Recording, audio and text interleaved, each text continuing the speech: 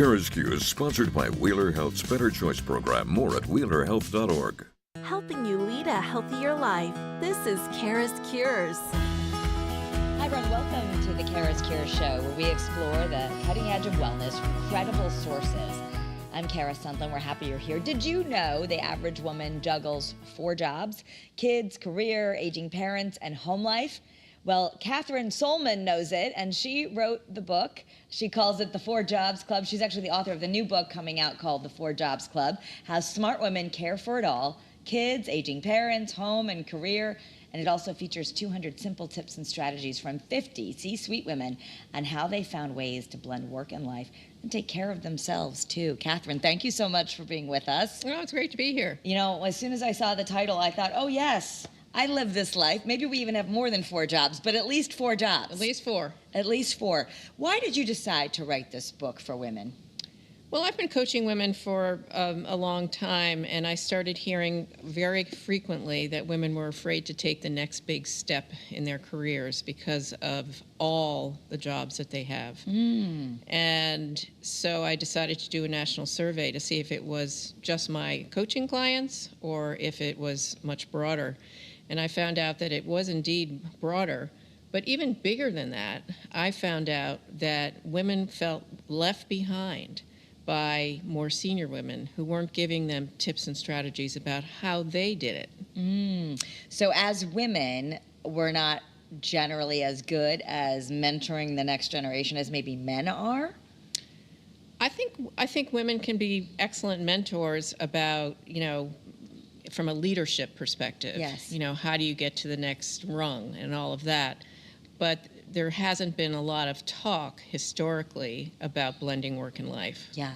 Well, I think sometimes, if you found this is true, I'm curious, as a woman, sometimes we are doing it all, but you are trained to not talk about that, to just make it happen and look seamless. Is that part of our issue, is that we just don't want anyone to know that it might be stressful? We just make everything look easy. Right.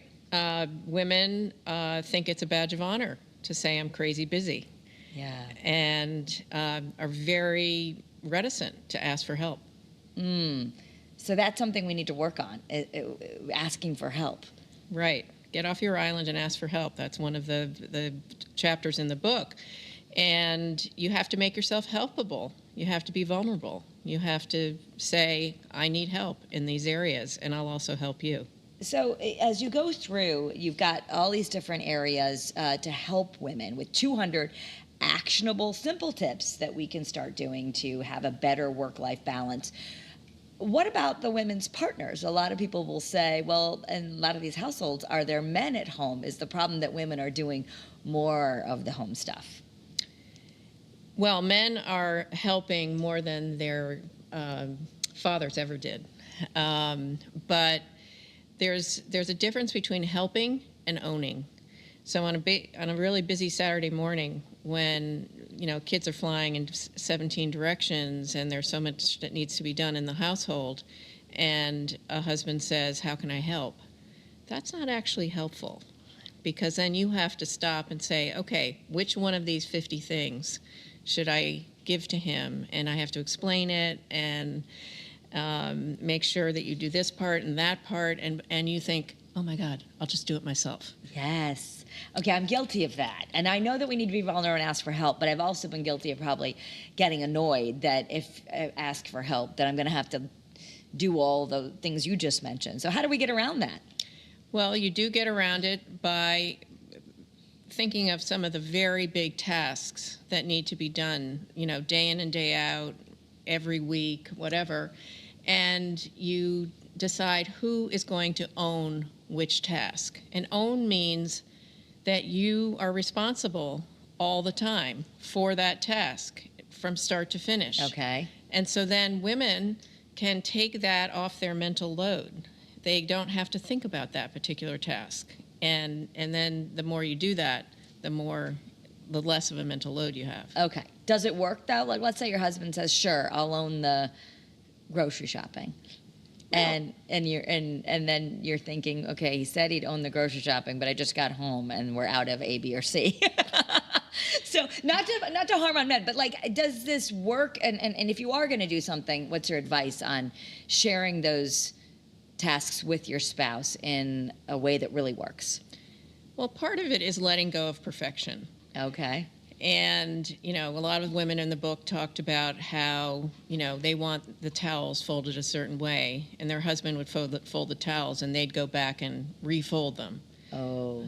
So you have to do or live by the tenet that done is better than perfect. And the more that you do that, and the more patient you are, because maybe the grocery shopping isn't going to get done at 100% efficiency, especially from week one. But you know what? It's probably okay if it's done at 80% efficiency. Okay. So I want you to repeat that, because that feels super important. Done is better than perfect. Yes. So when we start feeling our emotions rise of, oh, you said you were going to do this and it didn't get done, we have to sort of let go of, that's not the way I would have done it. Absolutely. Okay. Yeah. And that's something that executives kind of know at work. When you're in charge of 20 direct reports or something like that, you probably are a little bit more tolerant, I would think, or you have to be, because you have to kind of pick the most important things, focus on that, and everything else can be, good enough. Right. And if you, in the office, if you were constantly saying, this isn't good enough, your employees would start leaving. So you have to think of, nobody wants to be micromanaged. Okay. So especially not our spouses. Yes. Okay. So another tip, you say, take your kids out of hiding. How C-suite women model motherhood. I'm in a unique position because I've worked on TV in this market for 25 years, so people do know I have kids. And sometimes I'm faced with, oh, how do you do it all? How do you do it all? And I will say I have a really supportive husband. I also, of course, had to have childcare and help in that respect. But do you think too often women aren't showing their kids, or they're just trying to act like they don't exist? They can do exactly what the people with no kids do? Yes, I think that certainly, even 10 years ago, it was considered taboo to mention that you had children. But that has really changed. And people in more senior positions have to talk more about the fact that they have children and that they're balancing all of this. But you have to realize that it's not a negative in the business world if you have children. One of the women in the book talked about how the more authentic that she was about having a family and how important that was to her to blend both work and family, the more she actually advanced in her career. And is that true if your superiors are men or women? It's becoming more and more true. Okay. Because in some male-dominated industries, or let's just say, I don't know, let's pick an industry like finance or something like that, where there's a lot of men involved. I think women are afraid to talk too much about being a mother, like they're going to get passed over or not thought of as the same as the guys who can just stay late every night. And maybe they really can't stay late every night. Yeah, but the reality is you have to be who you are. You've got to be true to yourself. You've got to be true to your family. If you're in a situation that where nobody wants to talk about families, or that we have 360-degree lives, it's probably a company you shouldn't be at. Okay. So, and let's talk a little bit about your background. You coach women, you have worked in the corporate world, you've had children, obviously the pressures of taking care of your home, your aging parents, kids, career, all of it, you've done it. So, as women are looking through this, what do you want to say about what you've experienced and what you're bringing to the table after years of hard-fought wisdom? What I'm bringing to the table really is that it can work. Okay. I'm trying to get away from that old saying that of can women have it all, which is inherently negative. Yes. It immediately suggests that you can't have it all. So are you saying we can? I'm saying you can. Okay. But again, you have to focus on anti-perfection. Done is better than perfect. Realizing that you're not going to have a perfect blend of work and life every day. Women in the book talk about having that blend over a month, not a day. Okay. One woman even says over a year, Okay. not a day. Okay. Because it does even out over time. Not a day. So more like a rhythm rather than balance. Yes. Because balance could be hard. You know, Yes. Is everything going to weigh out exact? What you're saying is no. Drop that idea, because that would be perfectionism. Right. And give yourself grace. And give people around, the women around you, grace as well. So let's say, you know, you're going through something at home where your kids really are needing some extra help. Should you share that with your bosses? Yes. I mean, you shouldn't share the 95 details about it, but you should give the top line information that you're going through a hard time with this or that at home. You may need to have a little more flexibility. You might need to take a few more days off. But it's important for your boss to know, your teammates to know, so that they can all step up. And then you can step up for them at another time when they are transparent about what's going on in their lives. Okay. Now, if you work with a single guy and they don't have these commitments and maybe they don't understand, what about these people who have kids? Well, I don't have kids. You know, why do they get special treatment? I mean, sometimes I think that comes up a little bit, or people feel like, well, there are people in the workplace that don't have any kids, and maybe in a different generation you were trained to be like, leave everything at the door. You know, this is just work. Would you say that's changing? I do think it's changing, and we have to remember that men have parents. They might not have kids. Okay. But they have parents, and they likely at some point will have to get into the caregiving with their parents. And I think they're realizing that, you know, that they're going to share that with siblings. So, you know, caregiving touches everybody. So one of the things, Chapter 7, is you want to capitalize on new work and life sensibilities. So the pandemic, in some ways, have a silver lining, because you say we can ride the post-pandemic wave of flexibility. There is a lot more flexibility. There is a lot more understanding about what women go through every day. Okay. They're 24/7, 4 jobs.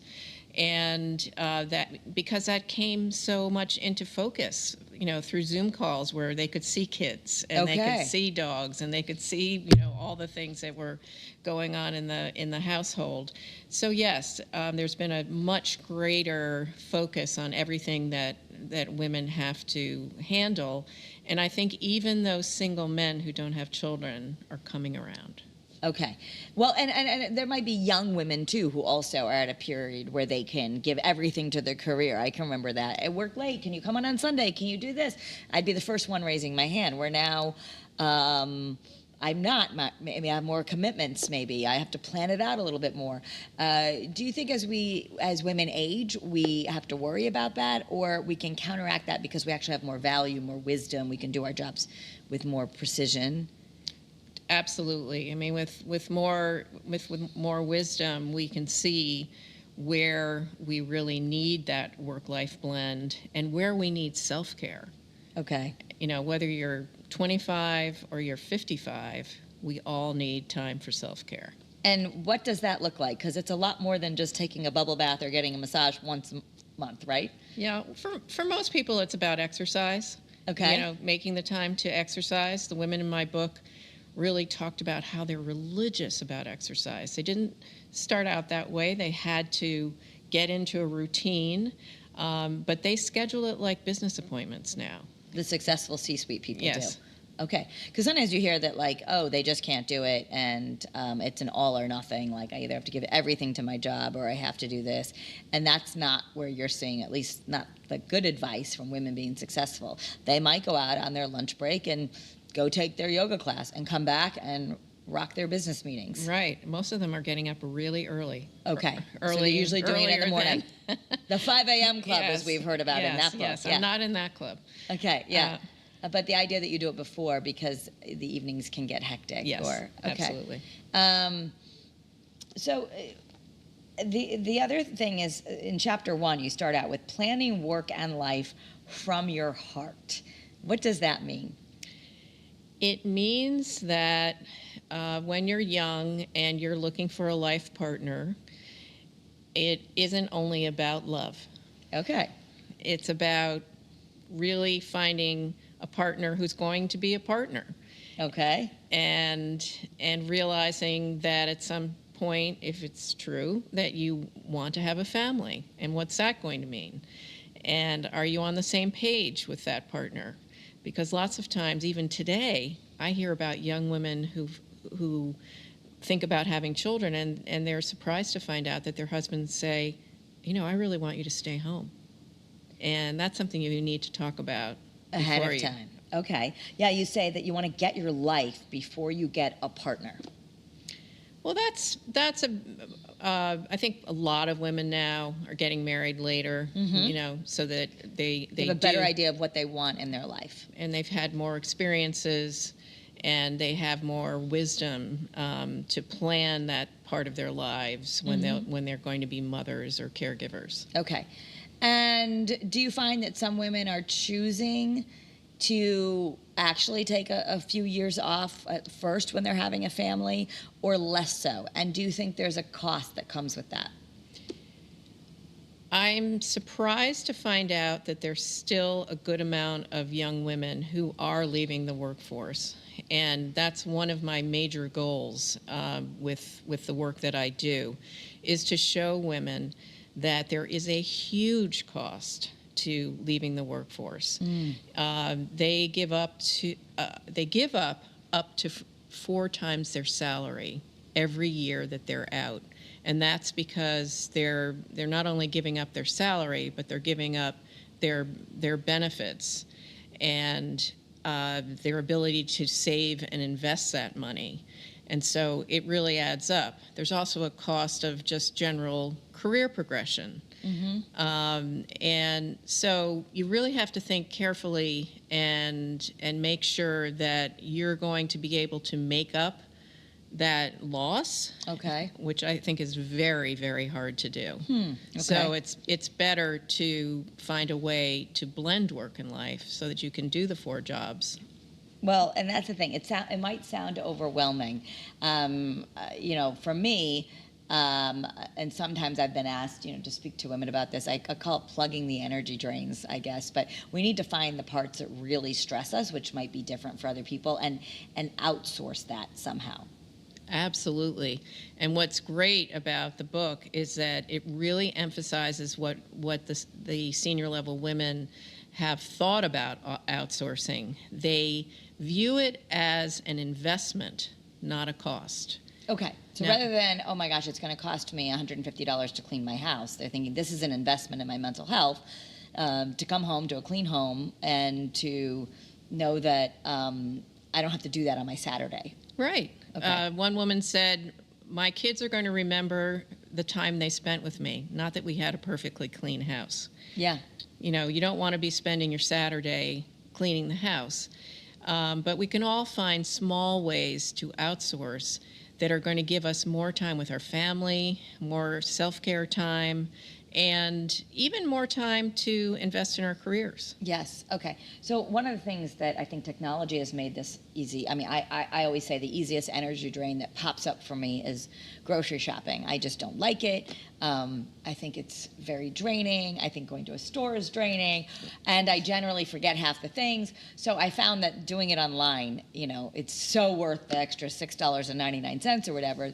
And then, those little apps, they start to make a list. They they know your order. Right. So that was just one little way that wasn't very expensive to change my life, that I just would much rather make my grocery list while I'm at home in my pajamas or in between appointments than have to go grocery shopping. Maybe some people like it, but you're asking us to look for things that are really draining us and ask, could I have my partner do it? Or could I have my kids do it? Or could I pay for it? Could I pay for it? Right.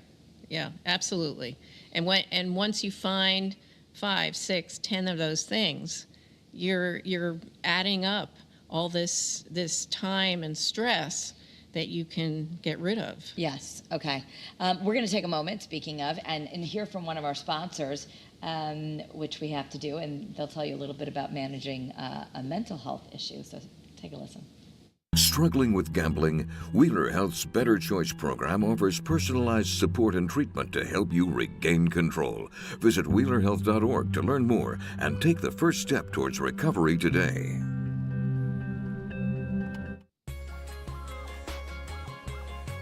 All right, so I just want to explain how this book is organized. So we've got the 4 Jobs Club, and it's by Kathryn Sollmann, and we're talking about how smart women care for it all.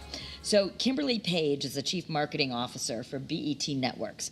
She's based in Atlanta, works in New York City, has a son in college who's majoring in business, and a daughter who lives and works in New York City. Sounds extremely busy. But in her early career, she negotiated a 4-day work week so she could spend more time with her children. That's being talked about a lot. Does that work, or do you come at a disadvantage when you start saying, I would like a 4-day work week? Well, there's safety in numbers. Okay. There are lots of people asking for those accommodations now. There are lots of companies that are moving to that format. My daughter works for a company that's a 4-day work week. It is not a career killer to ask for flexibility as long as you make sure that it goes both ways. Okay. So meaning, and I will say another book that I love for women by one of the news anchors who used to be here, Mika Brzezinski, wrote Know Your Value. And she found in interviewing a lot of the CEOs that they thought it was the greatest deal ever when women asked for a 4-day work week, because he said they usually got a little bit less money, I guess. Maybe that's not the case anymore. Maybe people are getting the same. But they'd still work they'd still get 5 days of work done, because they'd be working later at night or doing whatever. They just wanted that day to be with their family. So in this case, Kimberly says she ended up developing a mantra of living life with meaning and being very intentional about creating moments that matter with the family. So when we're overwhelmed going, I don't know how we're going to do all this, part of it is we have to take a step back and actually look at everything that we have going on so we can be intentional and make a life that's better designed for us. Right. Absolutely. These are planners, these women. Okay. And they are bringing their business skills home. They are approaching what's going on in their household and in the family management as well as if they're project managers. Okay. And so what's the best way to make sure that you get what you need from your family? Because I think, as you said, women are really good project managers. We can see how easily we can fix everything. But you have to get the people in your life on board, be it your brother or sister to help with the management of your parents, or your kids to be a little bit more independent, or your husband to remember that actually you said you would own that task. So what's the first step in doing that? What one woman said in the book is that she really cultivates a team mentality. Okay. You know, the family is the team. We're all in this together. This is the role you play. This is the role I play. She makes sure that, or she did make sure that her kids at all ages and stages had age-appropriate responsibilities.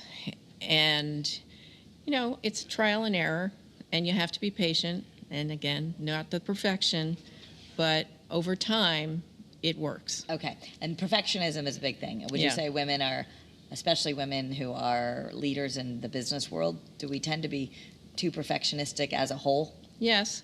Okay. But I think all women are. All women it's are. A way, it's more the way of a woman we are. thing than a men thing. It's more of a woman thing. And it's more of a woman thing to carry those 4 jobs in our heads, because men go to work. And they go to work. And they go to work. They do their work. They're not thinking about all the other things. We go to work, and there's a ticker tape going through our head all the time. Did we do the grocery shopping? Did we make the doctor's appointment? Did I fill out the camp form? Yeah. It goes on and on and on. And so we're just wired differently. Okay, so that's what I want to. It's actually not just that, oh, we're so much better or we have to do so much more. Our brains are a little bit more wired for multitasking. Yes, and for worry about the 360-day life. Okay, so as you're putting this book out there, I know it's graduation season. I know it's all that. Who do you think will benefit most from this book? Well, any woman who is in the thick of it, obviously. Yeah. Okay. I'm reading right now. Yeah. Yeah. But I also think that for a graduation gift, a young woman may look at it and think, why am I getting this book? I'm not even married yet. But I've been speaking to like MBA women, you know, in their second year of MBA programs. And they are thinking about, how am I going to do it all? Okay. How am I going to do this? How am I going to do that? And that is such a eye opener, Cara, because here are these young women, they're not even 30 yet, and they're still thinking like we thought, or our mothers thought, that it's all on us. They're not it's thinking up to you. Yeah. They're not thinking, how am I going to share this with my partner? Okay, so I love that you say we need to break free from traditional norms, but also sometimes we carry so much guilt, especially if you're a young mom. Oh my gosh, my kids are going to be so unhappy that I'm not staying home with them. I'm ruining them because I'm dropping them at the sitters or putting them at daycare.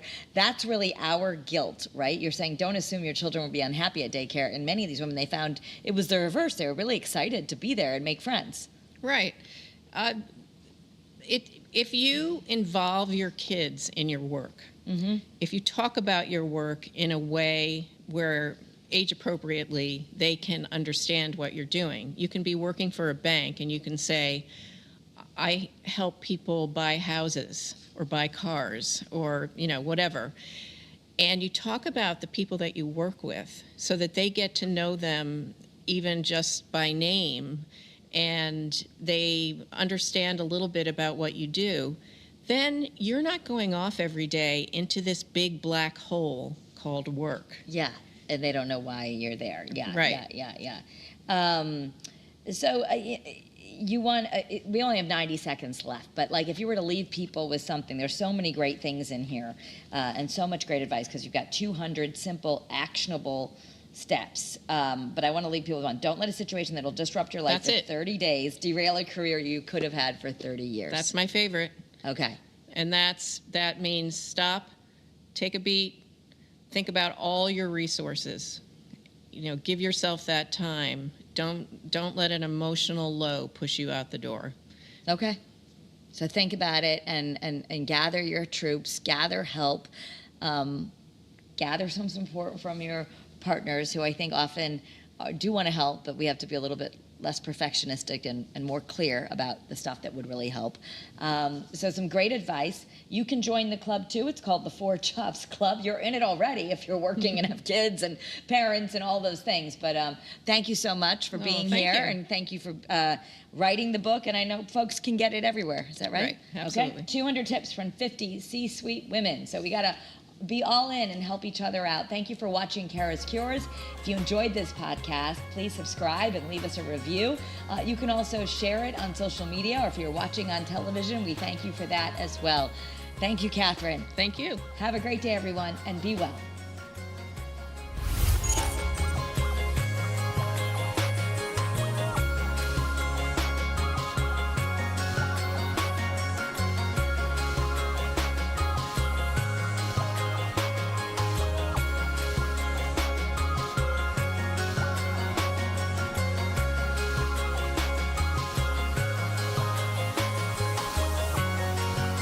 CURES, sponsored by Wheeler Health's Better Choice program. More at wheelerhealth.org.